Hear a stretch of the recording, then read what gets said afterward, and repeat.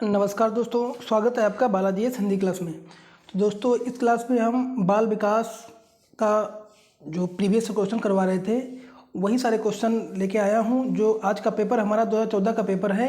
इसके पहले 2018 का, 2017 का, 2015 का, 2016 का पेपर मैंने करवा दिया है।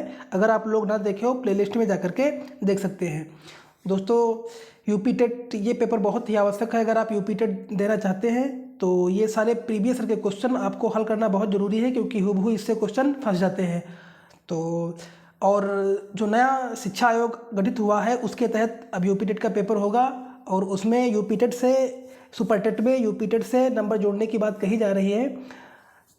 अगर भर्ती हो रही है तो निश्चित ही आपके इसके पेपर इसके नंबर जोड़े जाएंगे और आपको बहुत ही फ़ायदा मिलेगा। तो चलिए प्रारंभ करते हैं अपने इन क्वेश्चनों को। तो पहला क्वेश्चन हमारा है, अभिप्रेरणा का वर्गीकरण होता है। बताइए, अभिप्रेरणा का वर्गीकरण होता है तो ऑप्शन नंबर क्या सही हो जाएगा दोस्तों? अभिप्रेरणा एक क्या होती है दोस्तों? ये होती है आपकी जन्मजात होती है, जो कि ऑप्शन नंबर सी दोस्तों सही हो जाएगा। देखिए, अब्राहम मास्लो प्रेरकों को जन्मजात अभिप्रेरक और अर्जित अभिप्रेरक में वर्गीकृत किया है। किसने? मास्लो ने। जन्मजात अभिप्रेरक में वह अभिप्रेरक होते हैं जो जो व्यक्ति में जन्म से पाए जाते हैं, जैसे भूख, प्यास, निद्रा, विश्राम इत्यादि। जबकि अर्जित अभिप्रेरक मनुष्य अपने अनुभवों व प्रयासों से प्राप्त करता है, जैसे रुचि, प्रतिष्ठा, सामाजिकता और इत्यादि। तो ये दोस्तों अभिप्रेरक हैं। चलिए अगला है, सीखने की प्रक्रिया में सीखने का स्थानांतरण हो सकता है। बताइए क्या हो सकता है? सकारात्मक, नकारात्मक, शून्य। तो ये तीनों हो सकते हैं। सकारात्मक भी हो सकता है, नकारात्मक भी, और शून्य भी हो सकता है। देखिए, सीखने का प्रभाव किसी दूसरे के कार्य निष्पादन पर असर पड़ता है। सीखने के स्थानांतरण को मनोवैज्ञानिकों द्वारा 3 भागों में बांटा है। कौन सा? पहला आपका सकारात्मक, नकारात्मक और शून्य माना है दोस्तों। चलिए आगे देखते हैं, निम्न में से कौन सा अंतर्दृष्टि द्वारा सीखने की व्याख्या करता है? तो सीखने की व्याख्या क्या करता है दोस्तों? ये गेस्टाल्टवाद व्याख्या करता है सीखने की। देखिए, सीखने के अंतर्दृष्टि सिद्धांत के प्रवर्तक कोहलर थे, और गेस्टाल्ट सिद्धांतवादी मनोवैज्ञानिक ने सीखने के अंतर्दृष्टि सिद्धांत को बढ़ावा दिया और बताया कि व्यक्ति अपने संपूर्ण परिस्थिति को अपनी मानसिक शक्ति की वजह से अच्छी तरह से दोस्तों सीख लेता है। और गेस्टाल्टवादी मूलतः जर्मनी के निवासी थे, जिन्होंने अपने सिद्धांत का प्रयोग सुल्तान नामक मनुष्य पर किया था, और व्यवस्थित पाठ्यक्रम निर्माण, अंतर विषयीय अभिगमन, शिक्षा उद्देश्यों तथा अभिप्रेरणा पर जोर देने की प्रवृत्ति गेस्टाल्टवाद की देन है दोस्तों। तो ये इनसाइड थ्योरी दोस्तों है। चलिए अगला है, किस मनोवैज्ञानिक ने सीखने की सामग्री के रूप में निरर्थक शब्दों का दोस्तों प्रयोग किया है? तो बताइए किसने प्रयोग किया है निरर्थक शब्दों का? तो ऑप्शन नंबर दोस्तों आपका सही हो जाएगा, एबिंगहास ने निरर्थक शब्दों का प्रयोग किया है। ऑप्शन नंबर सी दोस्तों सही हो जाएगा। देखिए, एबिंगहास ने निरर्थक शब्दों का प्रयोग किया है, अधिगम सीखने की एक शैक्षणिक सामग्री के रूप में प्रयोग करने को बताया है। और एबिंगहास ने कहा है कि निरर्थक शब्दों का प्रयोग से धीरे धीरे सार्थक शब्दों का प्रयोग करना सरल, सुगम हो जाता है। देखिए कैसे, एक तो शाब्दिक अधिगम और गत्यात्मक अधिगम, दोनों में इसका अधिगम कैसा होता है? शाब्दिक भी होता है और गत्यात्मक भी होता है दोस्तों।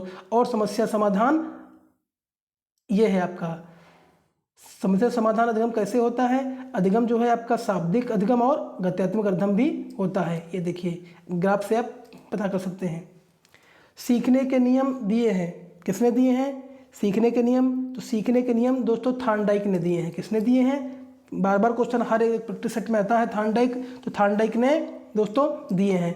देखिए, संयुक्त राज्य अमेरिका के मनोवैज्ञानिक एडवर्ड थार्नडाइक ने किया है। थार्नडाइक ने पशुओं, बिल्ली के व्यवहार तथा अधिगम के सीखने की प्रक्रिया दोनों पर ही प्रयोग परीक्षण किया है, जिसके आधार पर ही आधुनिक शैक्षिक मनोवैज्ञानिक की नींव दोस्तों पड़ी है। और थार्नडाइक ने सीखने के मुख्यतः 3 नियमों का प्रतिपादन किया है, जो निम्नलिखित हैं। कौन कौन से? पहला आपका है तत्परता का नियम, प्रभाव का नियम और अभ्यास का नियम। चलिए आगे देखते हैं, सीखना है, सीखना क्या है? सीखना एक दोस्तों क्या है? व्यवहार में परिवर्तन, अनुभव एवं अभ्यास का परिणाम। ये दोस्तों तीनों हैं। तो आपका उपरोक्त में से आपका डी सही हो जाएगा। देखिए, यह सार्वभौमिक प्रक्रिया है। कौन? सीखना सतत रूप से चलने वाली सार्वभौमिक प्रक्रिया है, जो कि जन्म से लेकर मृत्यु अवस्था तक चलती रहती है। और सीखने की प्रकृति एक गति में वंशानुक्रम व वातावरण के अनुरूप परिवर्तन भी होता है और अधिगम की प्रक्रिया में 2 तत्व होते हैं। चलिए आगे देखते हैं कौन कौन से होते हैं। वो आपका 2 तत्व है परिपक्वता दोस्तों, परिपक्वता और जीवन के पूर्ण अनुभवों से प्राप्त परिणाम। क्योंकि एक परिभाषा बहुत ही गिलफोर्ड की अच्छी है जो आप लोग याद कर लेना, व्यवहार के कारण व्यवहार में आया कोई परिवर्तन भी परिवर्तन अधिगम है।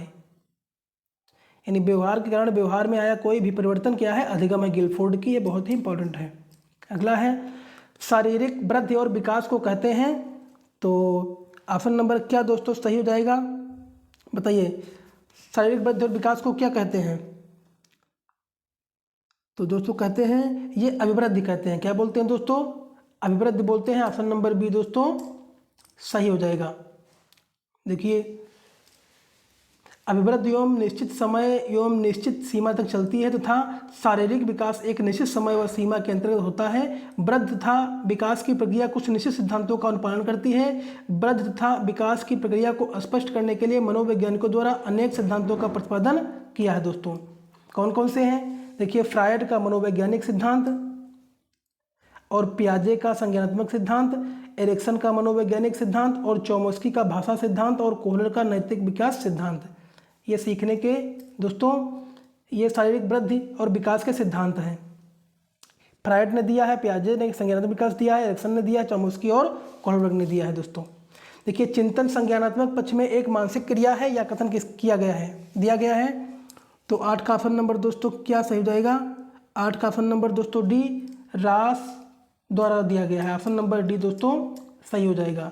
चिंतन संज्ञानात्मक पक्ष में एक मानसिक क्रिया है। यह कथन मनोवैज्ञानिक रास का है, इसलिए कहा जाता है कि व्यवहार के कारणों एवं प्रक्रिया को समझने के लिए व्यवहार का वैज्ञानिक ढंग से अध्ययन करना ही दोस्तों चिंतन है। चलिए बाल मनोविज्ञान के आधार पर कौन सा कथन सर्वोत्तम है दोस्तों? बाल मनोविज्ञान के आधार पर कौन सा कथन सर्वोत्तम है? तो ऑप्शन नंबर दोस्तों क्या सही हो जाएगा? ऑप्शन नंबर प्रत्येक बच्चा विशिष्ट होता है। प्रत्येक बच्चा विशिष्ट होता है, यह सही है दोस्तों। देखिए जो बालक जन्म से परिपक्व की अवस्था तक होती है, किसका? जो बालक मनोविज्ञान के अंतर्गत मनोविज्ञान बालक के उस मानसिक बौद्धिक विकास की अवस्था अध्ययन है जो बालक के जन्म से परिपक्वता की अवस्था तक होती है, जिसके अनुसार प्रत्येक बालक विशिष्ट होता है। और बाल मनोविज्ञान बालक के विकास के विभिन्न अवस्थाओं तथा उसमें होने वाले शारीरिक, मानसिक, सामाजिक, संवेगात्मक और नैतिक इत्यादि परिवर्तन का ज्ञान कराता है दोस्तों।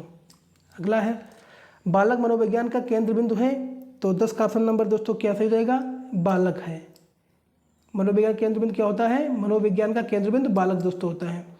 बाल मनोविज्ञान का मुख्य केंद्र बालक होता है क्योंकि इसके अंतर्गत मनोवैज्ञानिक बालक में हो रहे शारीरिक व व्यवहारिक परिवर्तन का न केवल अध्ययन अपितु विभिन्न शिक्षण विधियों व प्रविधियों की सहायता से परीक्षण भी संपादित करता है, जिससे बालक का सकारात्मक विकास संभव हो सके। अगला है अच्छी स्मृति की दोस्तों विशेषताएं हैं। अच्छी स्मृति की विशेषताएं क्या हैं? तो दोस्तों ये पुनः शीघ्र पुनः स्मरण, शीघ्र पहचानना और अच्छी धारणा। तो ये तीनों हैं। तो ऑप्शन नंबर आपका डी सही हो जाएगा। चलिए देखिए ये मानसिक प्रक्रिया है जिसमें व्यक्ति धारण की गई विषय वस्तु का पुनः स्मरण करके चेतना में लाकर उसका उपयोग करता है। स्मृति एक क्षमता है जिसके सहारे उद्देश्य पूर्ण कार्य किए जाते हैं तथा मनुष्य न केवल विवेकशील चिंतन करता है अपितु प्रभावकारी ढंग से समायोजन भी करता है दोस्तों। देखिए वुडवर्थ की एक परिभाषा है, पूर्व में सीखे गए ज्ञान का प्रत्यक्ष उपयोग ही स्मृति है। और मनोवैज्ञानिकों ने अच्छी स्मृति की निम्नलिखित विशेषताएं बताई है। कौन कौन सी? पहला आपका शीघ्र अधिगम, उत्तम धारण, शीघ्र पुनः स्मरण तथा शीघ्र तथा सही पहचान। ये अच्छी स्मृति की विशेषताएं हैं। चलिए संवेग शब्द का शाब्दिक अर्थ क्या होता है? तो 12 का ऑप्शन नंबर दोस्तों क्या सही जाएगा? उत्तेजना व भावों में उथल पुथल। संवेग का उत्तर होता है उत्तेजना या भावों में उथल पुथल। ऑप्शन नंबर सी दोस्तों सही हो जाएगा। संवेग शब्द से तात्पर्य आंतरिक भावों का बाह्य प्रकाशन होता है। अर्थात मनुष्य या पशु में उत्पन्न संवेदना ही जिसमें प्राणी शारीरिक परिवर्तन प्रबल भावना के कारण उत्तेजित दशा में एक निश्चित व्यवहार करता है। दोस्तों, कौशल सीखने की पहली अवस्था क्या है? तो कौशल सीखने की पहली अवस्था दोस्तों होती है अनुकरण। ऑप्शन नंबर डी दोस्तों सही हो जाएगा। कौशल सीखने की पहली अवस्था अनुकरण होता है। अनुकरण के द्वारा बालक किसी भी कार्य को करने का प्रयत्न करता है तथा उस कार्य को करने में उत्पन्न समस्याओं को समझने का प्रयास भी करता है। बालक सर्वप्रथम अपने माता पिता शिक्षक का अनुकरण दोस्तों करता है। अगला है मानसिक आयोग के प्रत्यय का सर्वप्रथम प्रयोग किया था, किसने किया था? तो 14 का ऑप्शन नंबर दोस्तों डी विनय साइमन ने किया था। किसने किया था? विनय साइमन ने किया था। ऑप्शन नंबर डी दोस्तों सही हो जाएगा। देखिए, ये फ्रांस के विनय बुद्धिमापक का प्रवर्तक है जिन्होंने साइमन के सहयोग से वर्ष 1905 में प्रथम सफल बुद्धि परीक्षण किया। विनय एवं साइमन ने सर्वप्रथम फ्रांस में अध्ययनरत मंद बुद्धि के बालकों के लिए शिक्षा का प्रयास किया। तत्पश्चात इन दोनों मनोवैज्ञानिकों ने व्यक्तिगत बुद्धि परीक्षण की खोज की, जिसे कालांतर में साइमन परीक्षण कहा जाता है दोस्तों। और बुद्धि परीक्षणों को निम्नलिखित भागों में बांटा गया। कौन सा? व्यक्तिगत बुद्धि परीक्षण, और दूसरा क्या होता है आपका? सामूहिक बुद्धि परीक्षण। दोस्तों चलिए आगे देखते हैं। शैशवावस्था के लिए उत्तम शिक्षण विधि क्या है?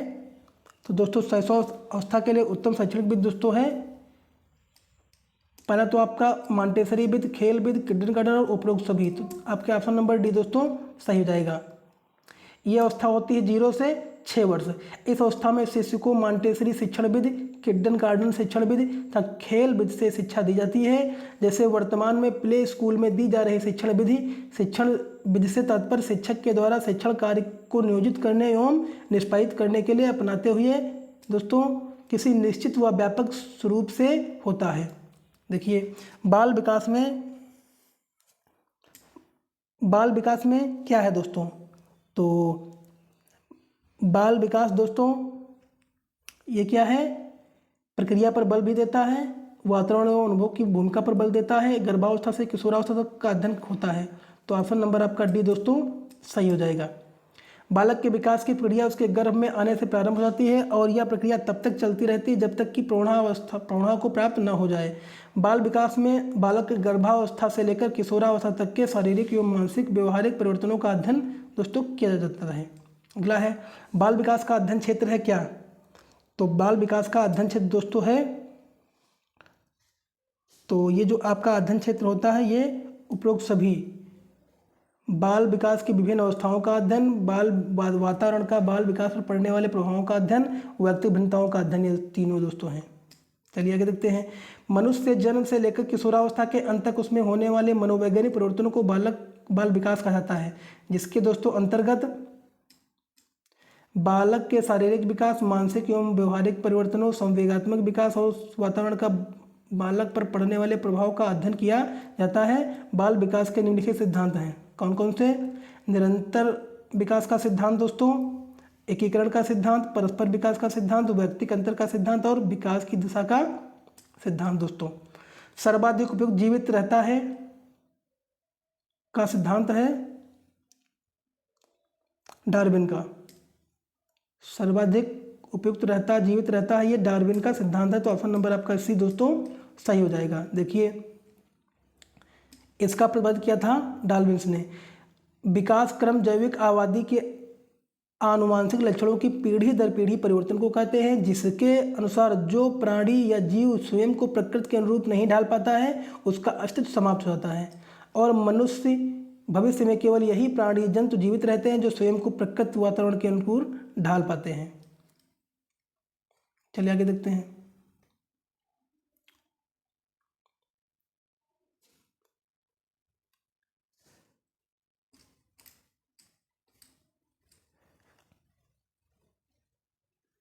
अगला दोस्तों क्या है?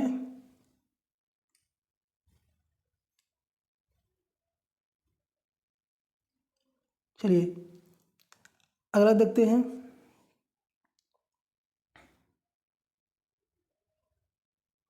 विनय साइमन परीक्षण का मापन किया जाता है दोस्तों, तो बताइए ये सामान्य बुद्धि का किया जाता है। किसका किया जाता है? सामान्य बुद्धि का। ऑप्शन नंबर ए दोस्तों सही हो जाएगा।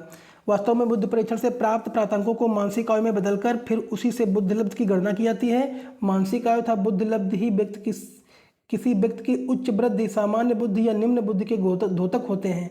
वर्ष 1905 में बिने व साइमन मनोवैज्ञानिक द्वारा इस प्रकार के बुद्धि परीक्षण की व्यवस्थित शुरुआत की गई है। शैक्षिक, व्यावसायिक, नैदानिक और अनुसंधान तथा व्यवहारिक क्षेत्रों में बुद्धि परीक्षणों का महत्वपूर्ण उपयोग दोस्तों है। संवेगात्मक विकास को प्रभावित करने वाले कारक कौन कौन से हैं दोस्तों? तो ये दोस्तों कारक है आपके उपरोक्त सभी: शारीरिक स्वास्थ्य, मानसिक योग्यता और थकान। आपका ऑप्शन नंबर डी दोस्तों सही हो जाएगा। शैशवावस्था, बाल्यावस्था तथा किशोरावस्था में होने वाले संवेगात्मक विकास को प्रभावित करने वाले कुछ प्रमुख कारक निम्नलिखित हैं। कौन कौन से? पहला आपका शारीरिक स्वास्थ्य, मानसिक योग्यता, थकान, वंशानुक्रम और पारिवारिक वातावरण। चलिए अगला है आपका अभिभावक का दृष्टिकोण, सामाजिक आर्थिक स्थिति, सामाजिक स्वीकृत और विद्यालय दोस्तों। चलिए देखिए, और एक इम्पॉर्टेंट है, मनोवैज्ञानिक मैकडोवेल ने 14 संवेगों की चर्चा की है दोस्तों। भारतीय विद्वान केवल 2 मुख्य संवेग की ही चर्चा करते हैं, रास तथा द्वेग। चलिए, सामाजिक प्रत्ययों के अनुरूप व्यवहार की योग्यता का अधिगम सामाजिक विकास कहा जाता है। वो कथन किसका है दोस्तों? तो ये कथन आपका हो जाएगा हरलाग का। देखिए,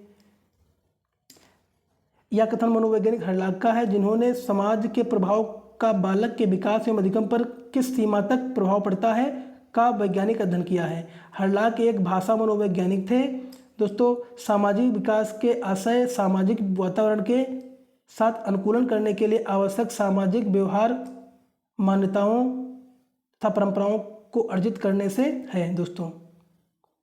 इंपॉर्टेंट लाइन है, इससे क्वेश्चन बन जाता है। अगला, सीखने का सर्वाधिक उपयुक्त अर्थ क्या है? तो 22 का ऑप्शन नंबर दोस्तों व्यवहार में परिमार्जन। ये सीखने का सर्वाधिक उपयुक्त अर्थ है दोस्तों। सीखना या अधिगम का मनोवैज्ञानिक दृष्टिकोण से अर्थ है पुनर्बलित अभ्यास के फलस्वरूप व्यवहारजन क्षमता में आने वाले अपेक्षाकृत स्थायी परिवर्तन। अर्थात व्यवहार में परिमार्जन किसकी वजह से बालक परिस्थितियों के अनुरूप स्वयं को समायोजित करने के कौशल विकसित कर सके दोस्तों। अगला है दोस्तों 23 का वाणी दोष है दोस्तों, बताइए। तो वाणी दोष क्या है दोस्तों? धीमी या तेज गति से बोलना, यही आपका क्या है दोस्तों? वाणी दोष है। ठीक है। अगला है अपनी बातों विचारों को दूसरे के समक्ष स्पष्ट रूप से न कह पाना, वाणी दोष कहलाता है। उदाहरण के रूप में हकलाना, तुतलाना, तीव्र अस्पष्ट वाणी ध्वनि परिवर्तन के साथ अस्पष्ट उच्चारण वाणी दोष के अंतर्गत आते हैं। धीमी या तेज गति से बोलना वाणी दोष नहीं है, अपितु यह परिस्थितिजन्य ध्वनि में परिवर्तन के कारण दोस्तों होता है। प्राथमिक स्तर पर मूल्यों की शिक्षा देने की सर्वोत्तम विधि है दोस्तों, क्या है? तो ये आपका हो जाएगा अध्यापक के व्यवहार में मूल स्थापन। ऑप्शन नंबर दोस्तों आपका सी दोस्तों सही हो जाएगा। कार्य को करने के लिए अपनाए जाने वाले किसी निश्चित व व्यापक रूप से होता है। यद्यपि शिक्षण की विधियां परस्पर पूरी तरह से भिन्न भिन्न नहीं होती हैं, परंतु उसके अपने अपने गुण व सीमाएं होती हैं। प्राथमिक स्तर पर मूल्यों की शिक्षा देने की सर्वोत्तम विधि है अध्यापक द्वारा स्वयं मूल आधारित व्यवहार व आचरण को अपनाना, क्योंकि प्राथमिक स्तर पर शिक्षण विधि में अनुकरणीय का विशेष स्थान होता है। इसके अतिरिक्त महान व्यक्तियों के गुणों के बारे में कक्षा में चर्चा करना, मूल्यों के महत्व को बताना ही मूल्य आधारित शिक्षा प्रदान करने की शिक्षण विधि हो सकती है। मूल्यों के वर्गीकरण में सम्मिलित नहीं है, तो 25 का ऑप्शन नंबर दोस्तों सही हो जाएगा। ये हो जाएगा एन के एन प्रकार धनार्जन का मूल्य, जो कि ऑप्शन नंबर दोस्तों बी सही हो जाएगा। मूल्य से तात्पर्य मानव जीवन के उस सकारात्मक गुणों से होता है जो केवल स्वयं को नहीं है अपितु अपने समाज में रहने वाले अन्य लोगों को भी प्रभावित करता है, जैसे नैतिकता, आध्यात्मिकता, सांस्कृतिक नैतिक आचरण, सत्यनिष्ठा, कर्तव्य परायणता इत्यादि। जबकि एन के एन प्रकार धनार्जन अनैतिक कृत्य है, इसलिए यह मूल्य नहीं है। जीन पियाजे और कोहलबर्ग मनोवैज्ञानिक ने भी नैतिक विकास के सिद्धांतों का प्रतिपादन दोस्तों किया है। व्यक्तित्व के गठन का स्वरूप क्या है? व्यक्तित्व के गठन का स्वरूप क्या है दोस्तों?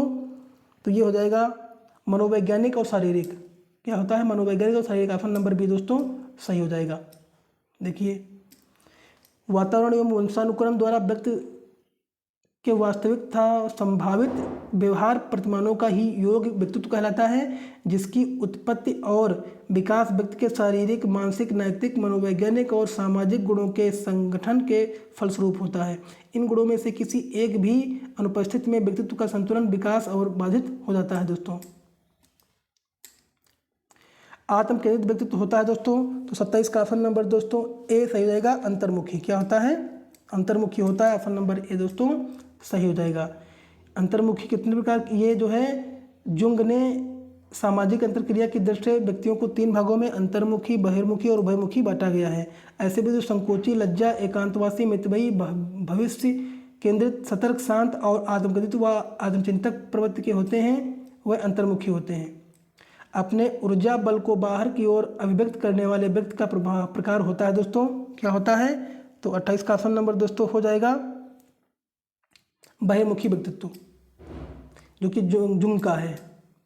देखिए, ऊर्जा बल को बाहर की ओर अभिव्यक्त करने वाले व्यक्ति बहिर्मुखी व्यक्ति कहलाते हैं। ऐसे व्यक्ति कुशल, चिंता मुक्त, सामाजिक, आशावादी, वाक्पटु, व्यवहारिक, अहंकारवादी, अहमवादी, अच्छे वक्ता, नेतृत्वकर्ता, साहसिक, आक्रामक और लोकप्रिय इत्यादि गुणों से संपन्न होते हैं। अगला है, कक्षा 4 का एक बच्चा सदैव चिंतित और कुंठित रहता है, आप क्या करेंगे? तो ये है स्वयं परामर्शदाता की भूमिका का निर्वहन दोस्तों करेंगे। ऑप्शन नंबर सी दोस्तों सही हो जाएगा। अगला है, भाषा विकास का सिद्धांत नहीं है दोस्तों, तो क्या नहीं है दोस्तों? ये आपका अनुबंध का सिद्धांत है, अनुकरण का सिद्धांत है, परिपक्वता का सिद्धांत है, लेकिन अतिरिक्त शक्ति का सिद्धांत नहीं है। ऑप्शन नंबर सी दोस्तों सही हो जाएगा। देखिए, बालक जिस माध्यम से अपने भावों विचारों को व्यक्त करता है, भाषा कहलाता है। विचारों के आदान प्रदान का सर्वाधिक सरल, सहज व सार्थक माध्यम भाषा होती है। भाषा विकास के मुख्य सिद्धांत हैं कौन कौन से दोस्तों, बताइए कौन कौन से हैं? अनुबंधन का सिद्धांत, अनुकरण का सिद्धांत, परिपक्वता का सिद्धांत। तो ये भाषा विकास के सिद्धांत हैं दोस्तों। तो ये दोस्तों 2014 का पेपर था। आप लोगों ने देखा कि किस प्रकार से क्वेश्चन पहले आते थे और अब आगे किस प्रकार से आने की संभावना है। आप लोग उसी लेवल से तैयारी करिए, जिससे कि आपका यूपी टेट अच्छे से निकले और सुपर टेट में बैठे और एक सीट पक्की करिए। अगर इसके पहले प्लेलिस्ट में सारे पेपर्स पड़े हुए हैं, अगर आप लोग ना देखे हो तो प्लेलिस्ट में जा करके देख सकते हैं। धन्यवाद।